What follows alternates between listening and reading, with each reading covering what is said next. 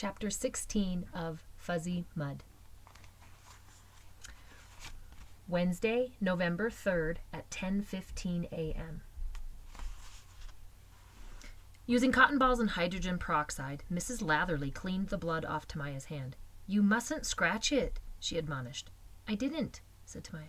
"The more you scratch it, the worse it'll get," said Mrs. Latherly. "It'll just cause the rash to spread. Plus, anytime you break the skin, there's the possibility of infection."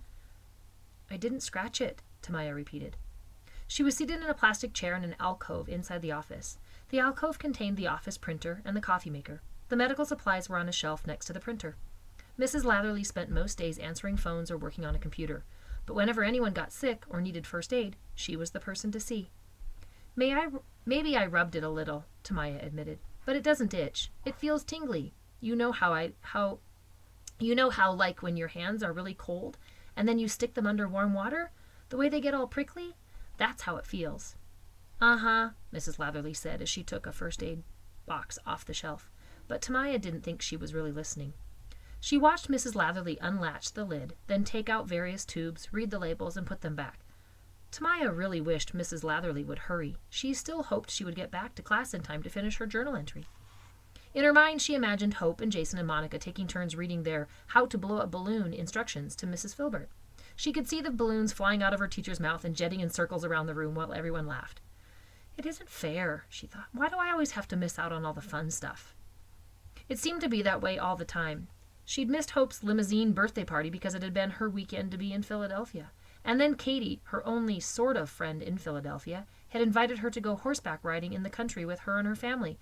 But that, too, had been for the wrong weekend. Mr. Franks, the assistant headmaster, stepped into the alcove. "Hi, Tamiya," he greeted her. "You're not sick, are you?" "No, just a rash." "Good. We don't want to ruin your perfect record." He winked at her.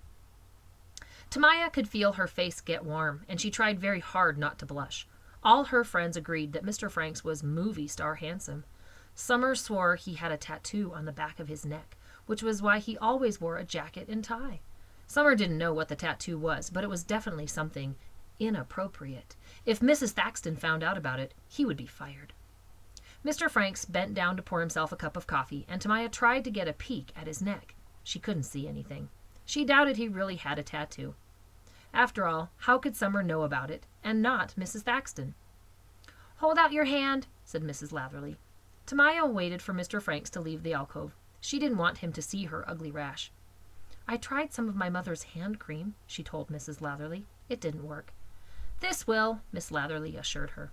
As Miss Latherly applied the ointment, Tamiya read the label on the upside-down tube. Hydrocortisone, 1%. She took heart in the words maximum strength. "Do you have any pets?" Mrs. Latherly asked. "Cooper, my dog." "Do you think you might be allergic to Cooper?" "No," she exclaimed. "That would be horrible. Cooper was the best part of going to her dad's. He slept on the same bed with her, and she often woke up with the dog licking her face."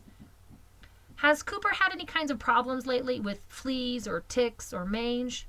"I hope not," said Tamiya. Mrs. Latherly looked confused. "Well, has he or hasn't he?"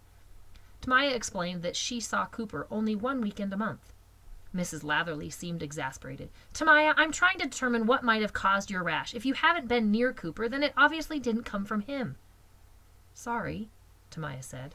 She felt stupid. It felt confusing sometimes having two different homes. It was like she had two different lives, two half-lives, and the two added together didn't quite equal a whole life. She felt like she was missing something. Mrs. Latherly wrapped Tamiya's hand with gauze. "Is there anything else you might have touched recently that you can think of?" she asked. "Maybe some kind of cleaning product?" Tamiya wondered if she should tell Mrs. Latherly about the strange mud. She didn't want to get Marshall in trouble. Still, she knew it was important to tell the truth to a doctor or nurse, even if Miss Latherly was just a part-time school nurse. "Well, there was this fuzzy mud," she admitted. "Have you eaten peanuts or peanut butter?" asked Mrs. Latherly, showing no interest in the mud. Tamiya's mind remained fixed on the fuzzy mud. It all happened so quickly, but replaying it in her head in slow motion, she could see herself picking up a handful of the tar-like muck. She vaguely recalled that it had felt warm, although she couldn't be certain that she wasn't just embellishing her memory. "Have you recently eaten peanuts or peanut butter?" Mrs. Latherly asked again. Tamiya forced herself to focus on the question. I had a peanut butter and jelly sandwich yesterday, she said. It might have been the day before. You may be allergic, said Mrs. Latherley. Next time you see your doctor, have your mother ask for an allergy test. In the meantime, I wouldn't eat any more peanut butter sandwiches.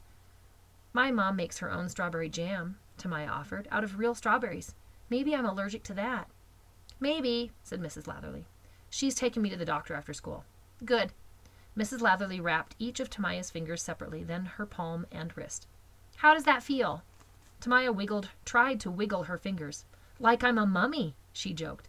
Mrs. Latherley smiled. I'd like to give you an allergy pill too, but I need to get your mother's permission. I'll call her at work. Check back with me after lunch. Tamiya said she would. And remember, no more scratching. 2 times 1024 equals 2048. 2 times 2048 equals 4096.